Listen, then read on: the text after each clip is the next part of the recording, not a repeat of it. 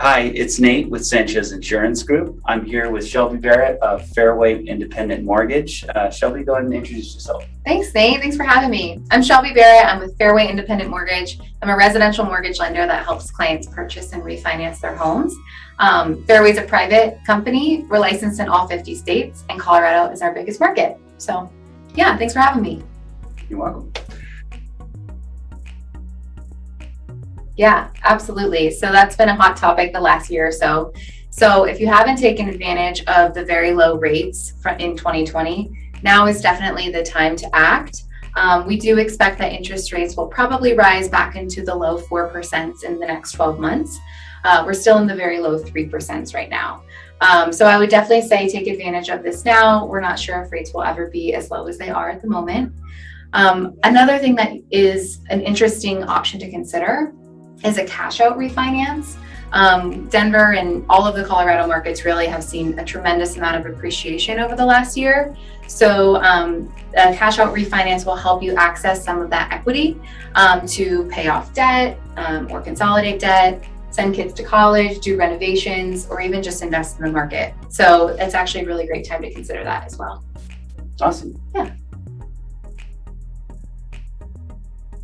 One other thing people might run into is as a society, we've gotten in this habit of, I need X, so I need A, B, and C option, right?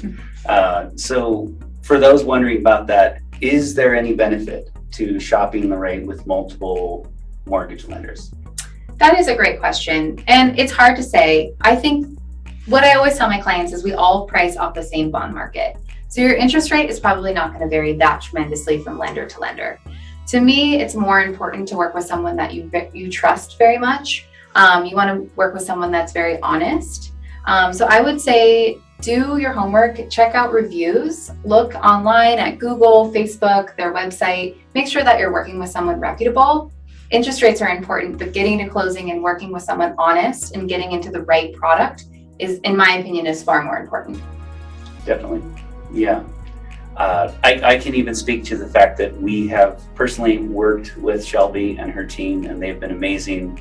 I trust them for any of my clients, and I can't say enough about it. But definitely, it's about who you're working with and who's going to advocate for you when these things happen. Thank you, Nate. Fun kind of question: should I buy a new boat during the lending process? I laugh, but it's not funny. That's not a funny joke to a lender.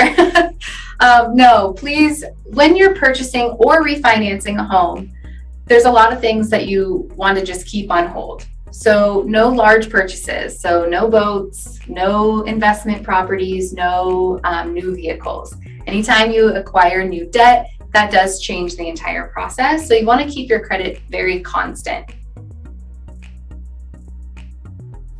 So obviously people might know that these big purchases are going to have an effect on this whole process.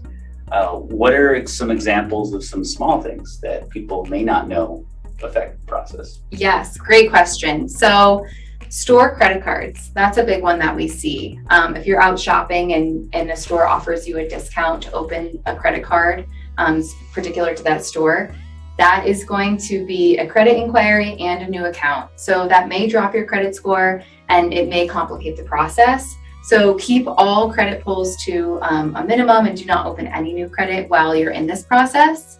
Another thing that people don't necessarily think about is going to be changes with your job. It might make sense or be self-explanatory that you wouldn't want to quit your job in this process. But you also just be cautious of any promotions, any lateral moves, anytime that your pay structure changes that could affect your lending. So just be sure to chat with your lender before you officially sign an offer letter. And that is an interesting point, because people might think that, hey, I'm getting a raise is actually a good thing and shouldn't be too disruptive, but you're saying it could be. It could be, absolutely. If it's just a raise, then great. But if you maybe change from a base salary with bonus to just now a higher base salary, that might be a problem because we maybe perhaps needed that bonus income to qualify. Or if you work for family, for example, and all of a sudden you get a raise, we might think that that's a little suspicious. So just trying to keep any credit or employment changes to a minimum is going to minimize a lot of stress in the process. So the bottom line is communicate before you sign anything. Exactly. Okay. And that goes back to who you work with. Make sure that your lender is available, you have their cell phone number, and you can chat with them on nights and weekends. I'd say that's probably one of the biggest things when you're looking at choosing your lender. Definitely. Yeah. Well, Shelby, I really appreciate your time. And for any of you guys that have questions about whether it's you're purchasing a new home or you want to take advantage of the lending rates where they are right now, please reach out to Shelby and her team. They are amazing to work with.